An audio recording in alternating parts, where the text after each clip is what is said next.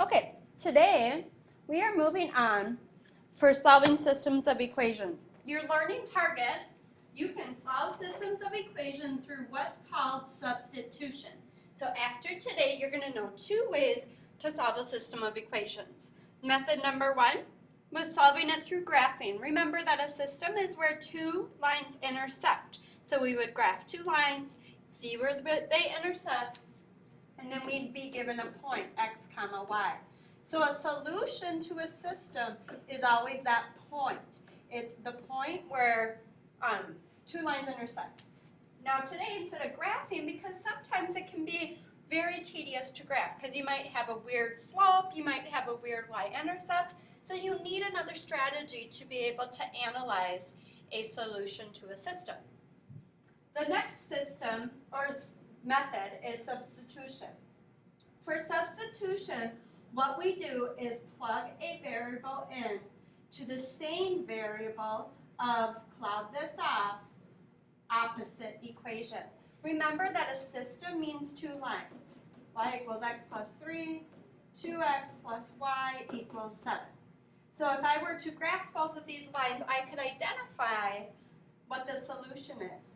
Today, what we're going to do instead of graphing, we are going to use substitution, meaning I see that y is by itself, it's going to be a substitute for the opposite y. Let me just give you the steps, and then you can see me work through it here on the next page.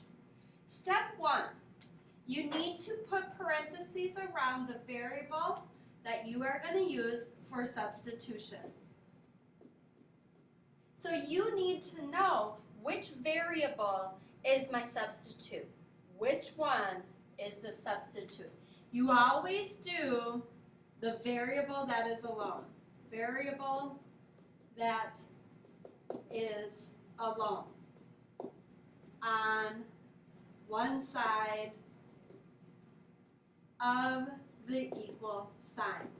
Now look at that first example up here. I have y equals x plus 3. Notice that y is by itself on the left-hand side of the equal sign, so that's the one I put parentheses around. The second step, you plug it into the other equation. Remember, you always have two equations for this system. Then you solve. We get to use our algebra reasoning. And then the last thing you do, this is where you have to understand that a solution, an answer to everything in this unit is a point of intersection. So you need to plug back in where you put the parentheses and identify your point of intersection. So it should always be x comma y. Your answer is always a point, or sometimes they're parallel lines. That's a no solution.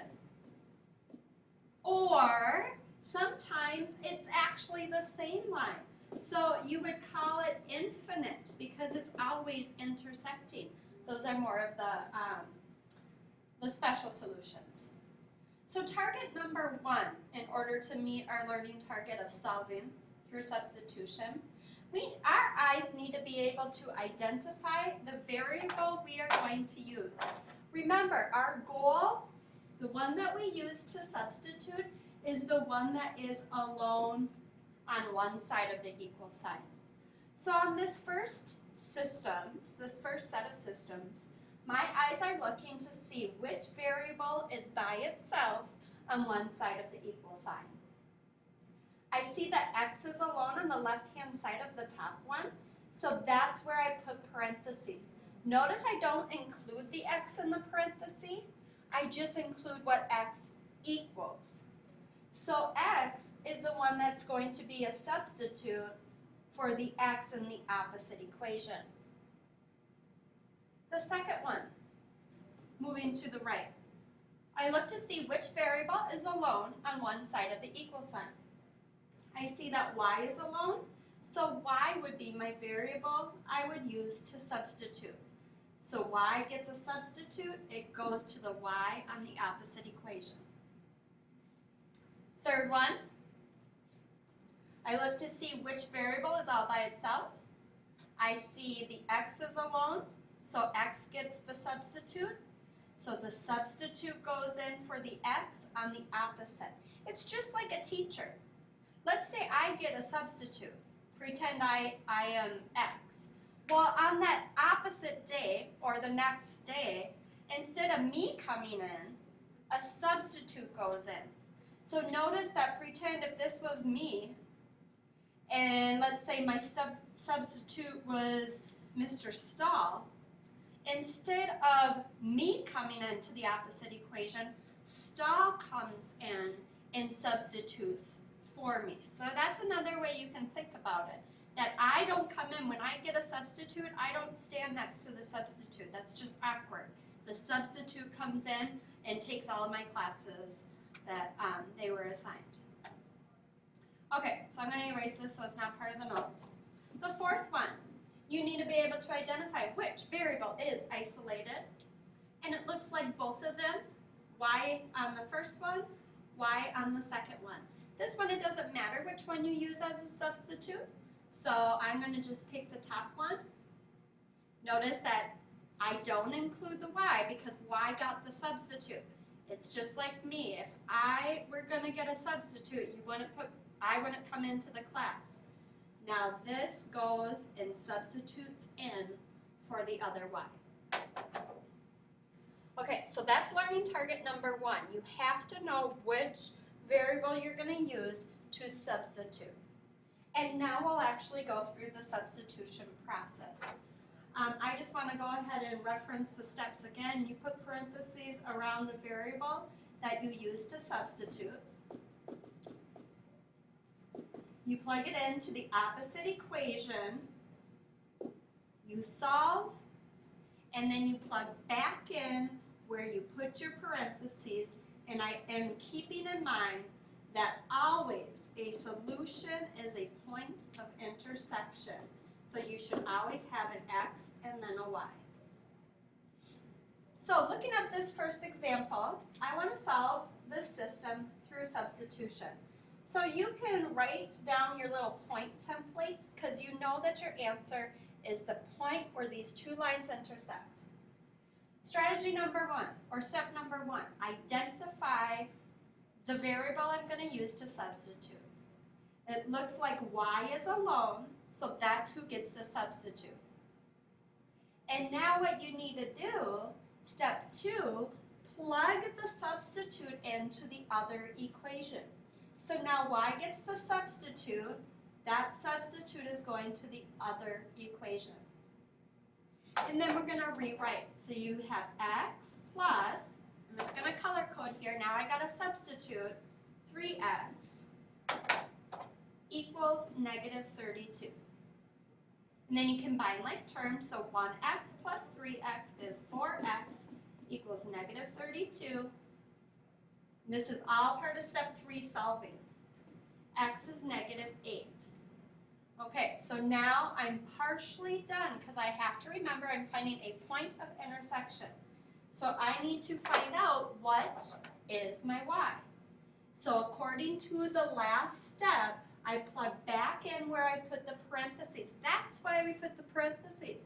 So our eyes know, hey, come back up here towards me. So this negative 8 needs to go back up to the parentheses.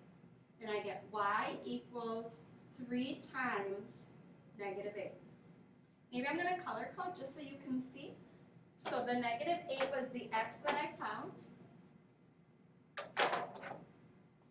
And that is negative 24.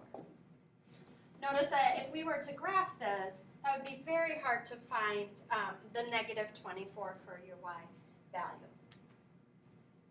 Okay. So that's the process. I know I'm done because I have a point of intersection. The next one, okay, the first thing I need to do is identify which variable gets the substitute. Also, you could write your little template so you know you're looking for an x and a y. Y is alone on both of them, so I will just choose the top one. So the first y gets the substitute. So now what I do, now that I have a substitute, so that was step 1, now that I have a substitute, I plug the substitute in. This is step 2. So I get 3x minus 12, that's my substitute, equals negative 2x plus 3. And then you can solve. So I'm going to get my x to one side by applying inverse operations, and I get 5x minus 12 equals 3. Continue solving, add 12.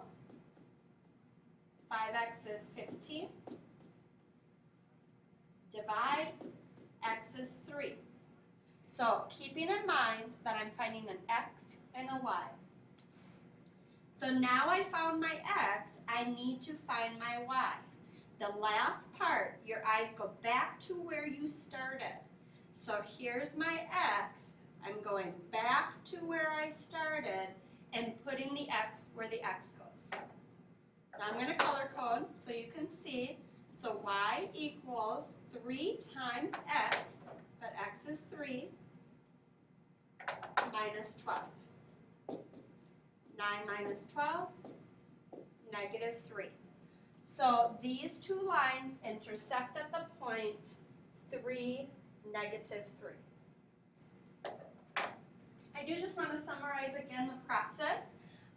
If we were, let's flip it to that front page here, because it can be a little tricky, especially even with the steps given. So I will put it in a summarized state. So looking at the left-hand side of our Cornell notes, if you're looking for the steps, like the how do I do this? This is hard. You do parenthesis, you plug in, you solve, and then you go back to the parenthesis. And our final answer should always be an x and then a y. Sometimes you find y first. It doesn't matter. What matters is that you put parentheses around what's by itself, plug in, solve, go back to parentheses. And then you get an x or a y, sometimes no solution, sometimes infinite. We'll deal with that tomorrow.